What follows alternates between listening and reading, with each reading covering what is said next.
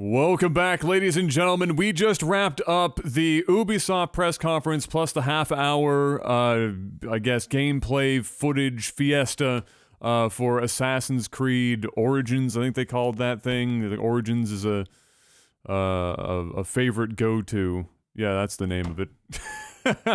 Okay. First things first. First things first.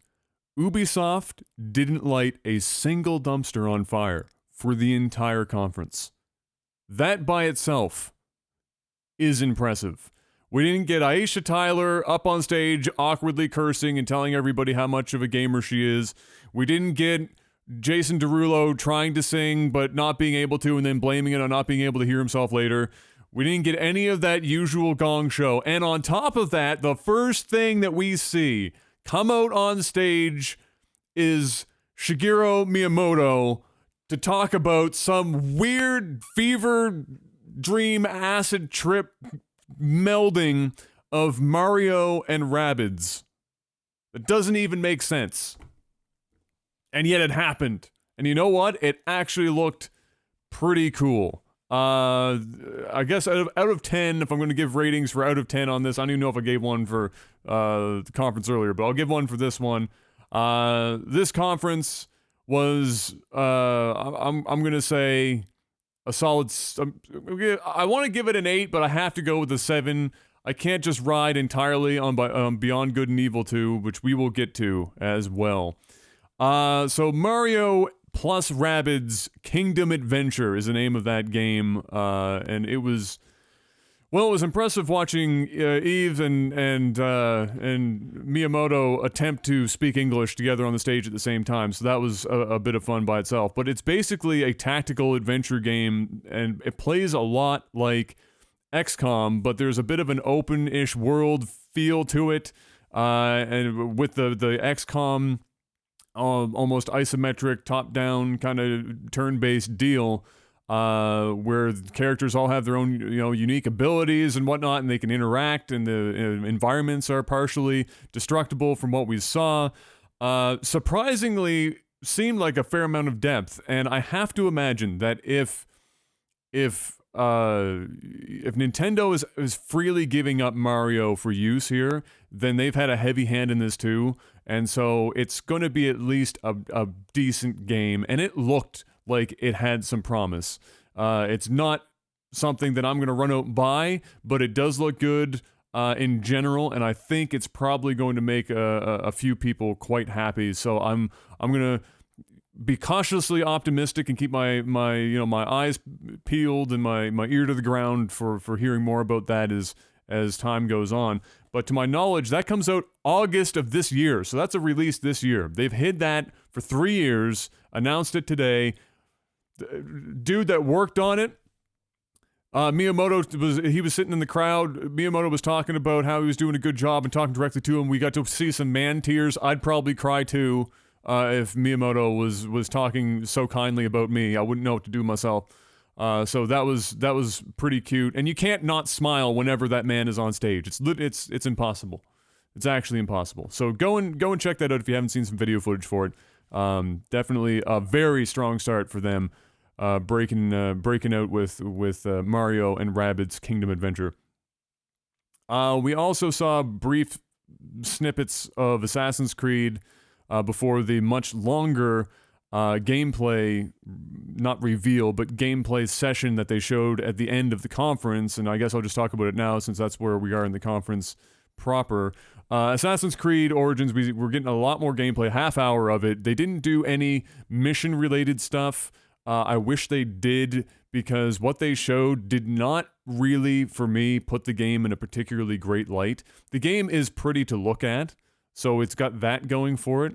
And we didn't see anything hugely jank. The AI had some spottiness, which is, kind of standard fare for Assassin's Creed stuff. The combat did not look all that impressive. They went into detail about how there's leveled gear and the camps. It started to look like an MMO, had some MMO flavor. It had some Far Cry campaign type deals, where you'd come up on an encampment, you're using your eagle to mark everything, and there are leveled enemies. So some places you can go that are ahead of your level, and some that'll be at your level or maybe below it. There was a lot going on, and none of it really felt like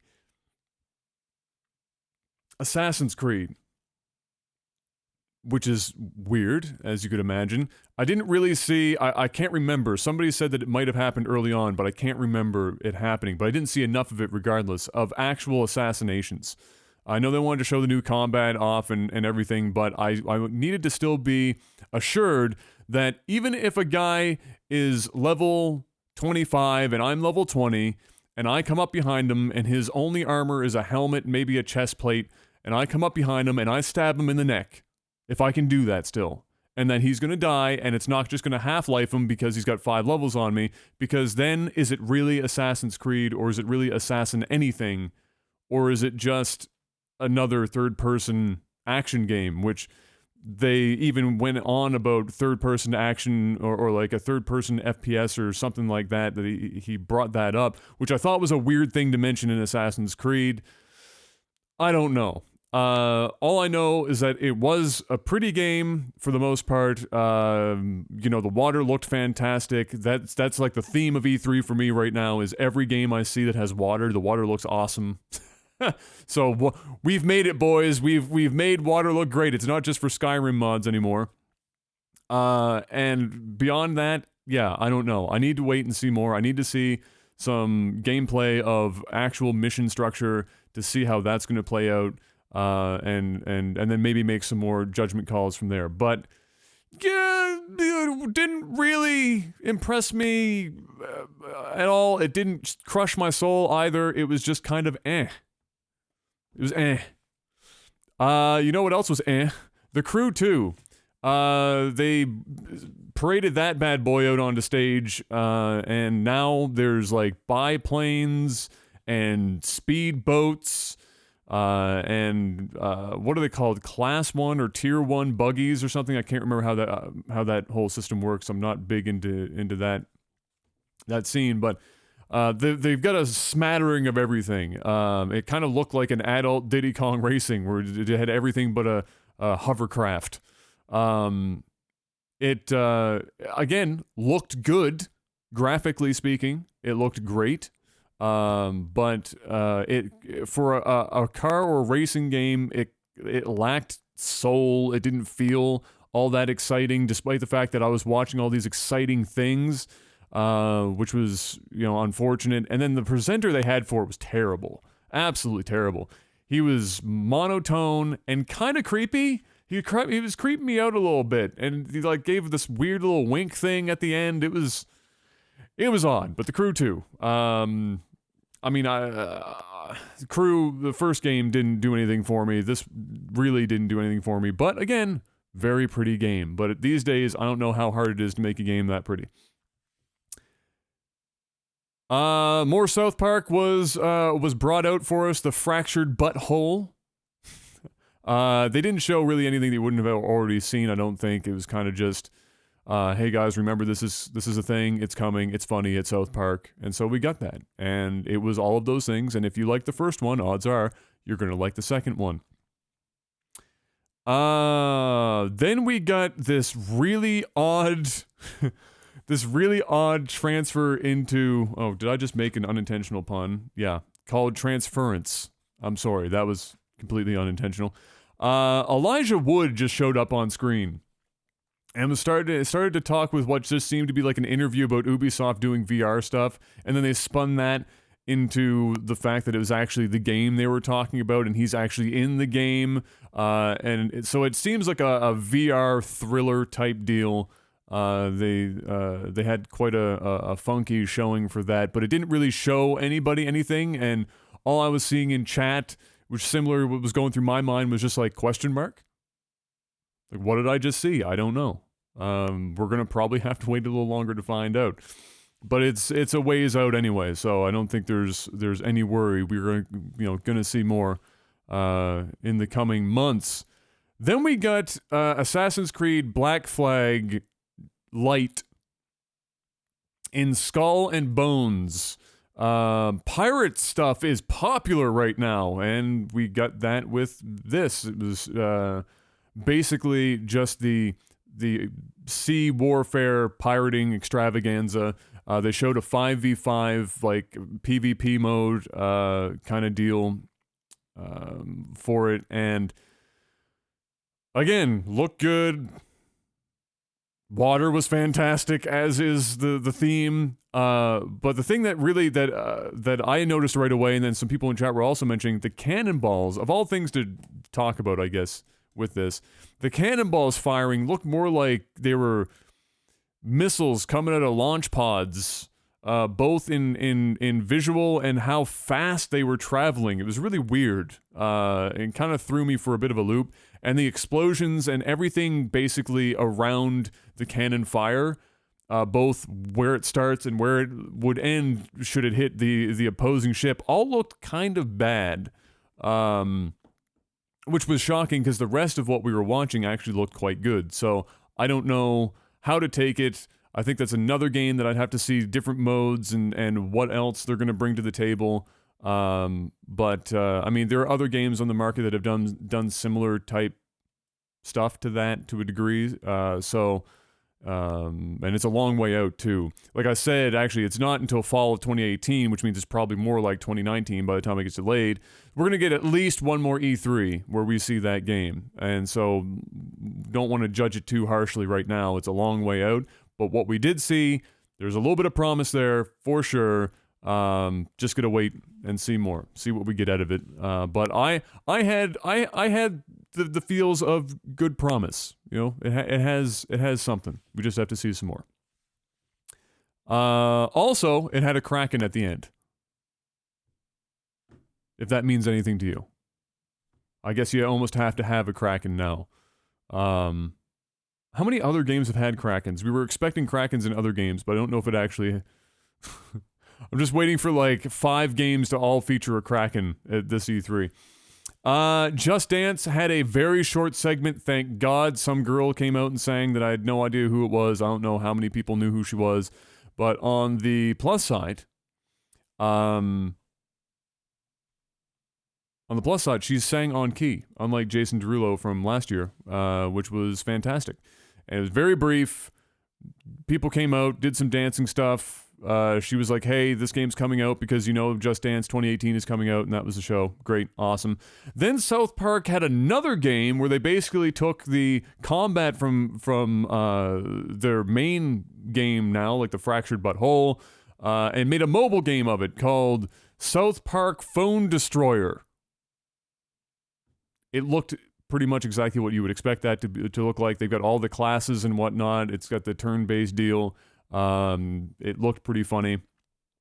It looked like it might be a good time waster. I'm not a huge mobile game guy, but it makes sense as a game, I think, as far as I can tell. And I'm sure some people are going to be picking that up when it comes out. I don't know if they gave a date or not on that one, but all it looked like to me was you took the combat out of the main game, made it a mobile game standalone. Bob's your uncle. Cock magic was involved. It's important. Cock magic. Don't forget it. Starlink Battle for Atlus. So this was like, I guess if there was a low point where people were cringing, but not in the traditional cringe way, this is probably what it would be for the conference. So this is... You gotta go look at a video. I'm gonna try and describe this to you if you're on iTunes or you're watching this on YouTube. But you gotta go find a video for this. It's called, I'll say it again, Starlink Battle for Atlus. I have in brackets written here in my notes, more amiibo shit. It's not technically an amiibo, but it basically is.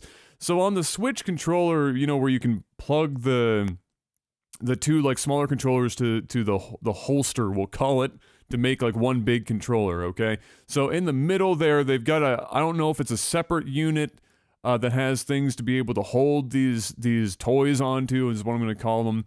But basically, you load in a ship into the middle of this as a stock ship, and then there are individual parts that you snap onto this thing that, you know, appear in the game that you're playing, and then by the end of it, you literally are holding this controller with this, honestly, sizable figurine of the ship on top of your controller. That's got to be a little awkward. I mean, the controllers are already awkward for me to hold. I can't imagine what that would be like with the friggin' figure on it, but hey, it's there. I don't think we know what that's going to look like in terms of, do you have to buy individual parts separately, so you're going to get this little package with like a rocket launcher thingy on it or whatever. I don't know. They did mention that there was digital versions of the ships, which signals to me that maybe then I guess you don't have to buy the figurine stuff, which was nice. What we didn't know, or what we didn't hear yet, is if the digital stuff would be less expensive than the physical stuff, which you would hope, but at the same time, maybe wouldn't be shocking if that wasn't the case.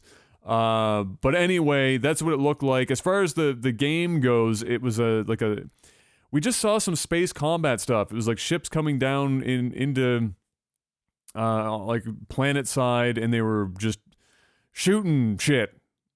And that's pretty much all we saw. And then we saw them swapping the parts out on the action figure that was on the controller, and it was looking weird and crazy, and that's kind of what we got. But that's a ways out as well, so how much more we'll see at this E3 post-conference, I don't know, but we're going to very likely see more,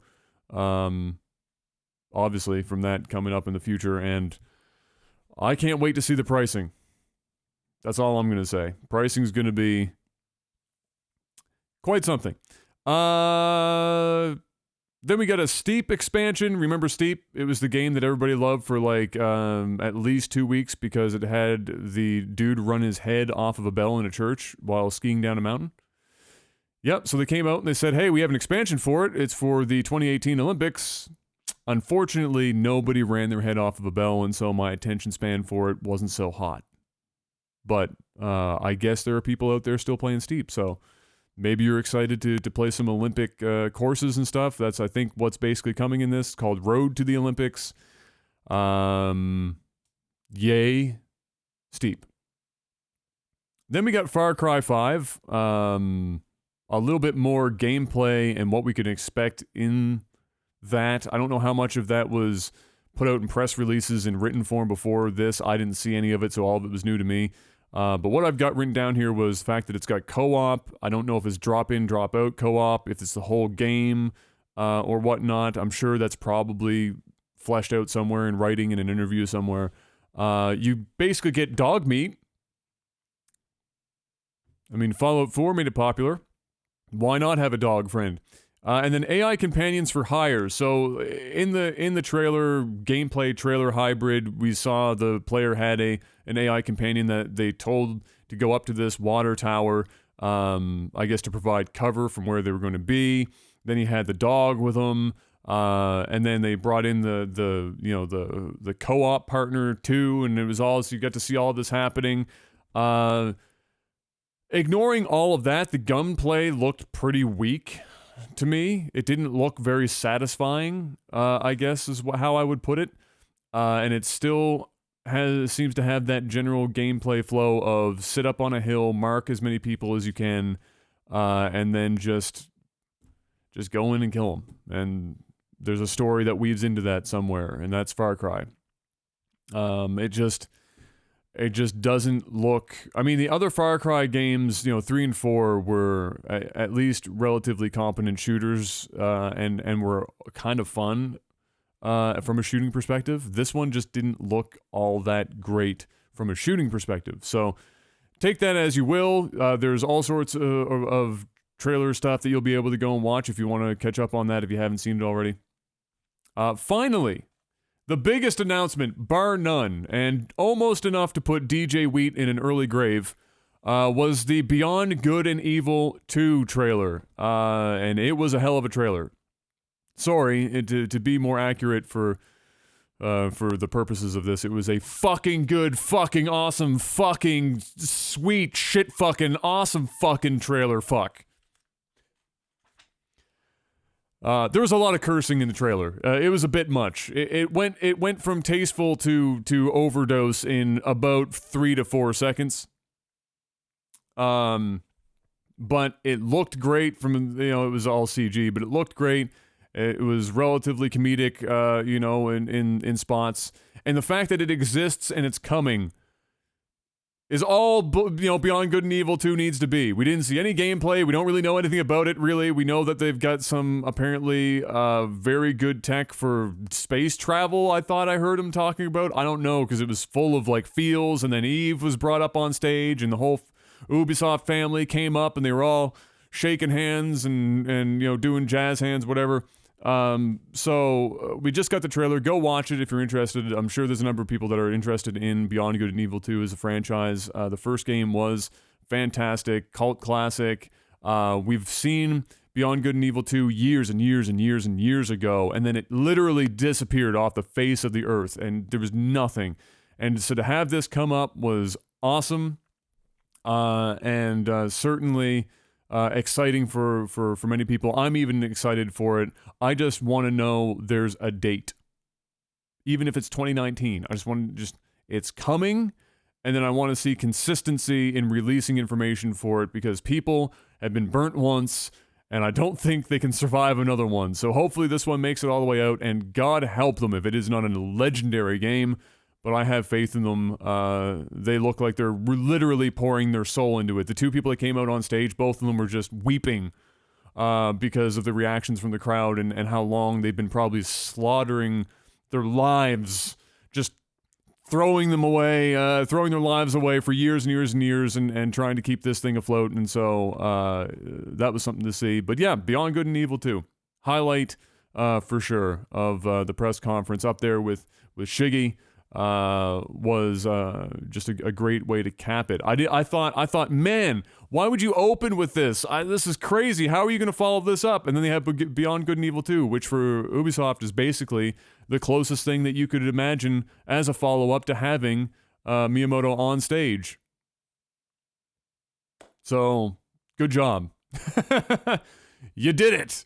So that was the Ubisoft press conference, guys. It was not a dumpster fire. It was actually quite good. It wasn't, earth-shattering, unless, of course, you were a Beyond Good and Evil guy, or girl, or attack helicopter. So, that was just a solid overall conference. And I'm happy for them. Ubisoft had such a great reputation for a long time, and they just absolutely dumpstered themselves for a good chunk since, 2011, 2012, somewhere in there. It's been years now. So it would be nice to see a bit of a renaissance for Ubisoft if they can keep this kind of momentum going. And yeah, overall, good stuff. I've got to wrap it up there for those listening and watching at home right now on YouTube and on Twitch and on iTunes and everywhere else, because I have to go and actually feed myself before I pass out. And then prepare for a couple hours from now, where we get to ingest the majesty that is Sony after they get to lead up from that Microsoft press conference from yesterday. I'm going to get all this stuff up for Ubisoft as fast as I can, and then get ready for that. So thank you very much for listening and watching at home, and we will see you guys for the next conference. Peace.